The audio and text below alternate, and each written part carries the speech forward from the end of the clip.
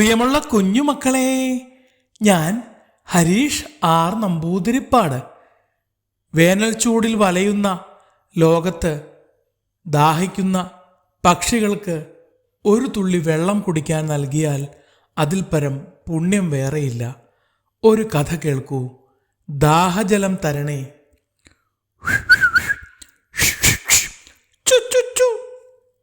Hi, ഒരു കുഞ്ഞിക്കുരുവി മനോഹരമായി ചിലയ്ക്കുന്നു. ഉണ്ണിക്കുട്ടൻ സന്തോഷത്തോടെ വിളിച്ചു പറഞ്ഞു. ഉണ്ണി, അതിനെ ദ്രോഹിക്കരുത്. ആ പാവങ്ങൾ പറന്നു നടന്നോട്ടെ. ഉണ്ണിയുടെ സ്വഭാവം നല്ലവണ്ണം അറിയാവുന്ന അമ്മ ഗൗരവത്തിൽ പറഞ്ഞു.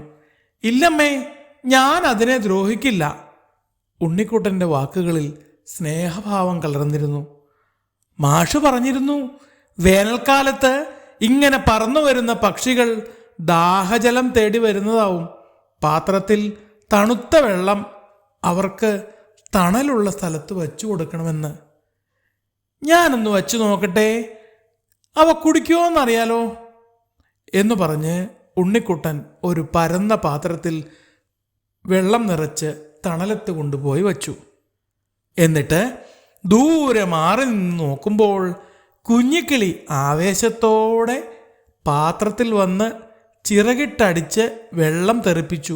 മതിയാവോളം വെള്ളം കുടിച്ചു. കുറച്ചു കഴിഞ്ഞപ്പോഴേക്കും 3-4 കുരുവികൾ കൂടി വന്നു. അവയും വെള്ളത്തിൽ കളിക്കുകയും കുളിക്കുകയും വെള്ളം കുടിക്കുകയും ചെയ്തു. ഞാൻ വച്ച പാത്രത്തിലെ വെള്ളത്തിൽ നിറയെ കുരുവികൾ. വേറെ 1-2 പാത്രം കൂടി തരുമോ അമ്മേ? എവിടെ നോക്കട്ടെ, നീ എന്ത് കുസൃതിയാണ് ഒപ്പിച്ചതെന്ന് അമ്മ ആദിയോടെ പറഞ്ഞു. അരുത്, അവനെ വഴക്ക് പറയരുത്. എത്ര നല്ല കാര്യമാണെന്നോ നമ്മുടെ ഉണ്ണി ചെയ്തത്. ദാഹിച്ചു വലഞ്ഞു വരുന്ന കിളികൾക്ക് കുളിർജലം കൊടുത്തതാണ് നമ്മുടെ പൊന്നുണ്ണി. മുത്തശ്ശൻ്റെ വാക്കുകളിൽ സ്നേഹവും അലിവും ഉണ്ടായിരുന്നു. എവിടെ നോക്കട്ടെ? ചേച്ചി മുറ്റത്തേക്ക് ഓടിച്ചെന്നു. കൊള്ളാം, ആദ്യമായിട്ട് നീ നല്ലൊരു കാര്യം ചെയ്തു. ഏതായാലും നിനക്ക് നല്ല കാര്യം ചെയ്യാൻ അവസരമുണ്ട്. മൺചട്ടികളിൽ വെള്ളമെടുത്ത് പറമ്പിൻ്റെ മൂലകളിൽ കൊണ്ടുവച്ചോളൂ, മുത്തശ്ശി ചേച്ചിയോട് പറഞ്ഞു. മൺചട്ടിയോ? ഞാനോ? ചേച്ചി വലിയ താല്പര്യം കാട്ടിയില്ല. വേണ്ട മുത്തശ്ശി, ഞാൻ കൊണ്ടുപോയി വച്ചോളാം. ചട്ടി തന്നോളൂ.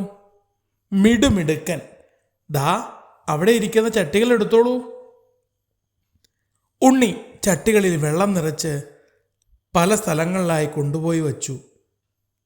അവിടെ മുഴങ്ങിക്കേട്ട കിളികളുടെ ശബ്ദത്തിൽ സ്നേഹവും നന്ദിയും കലർന്നിരുന്നു.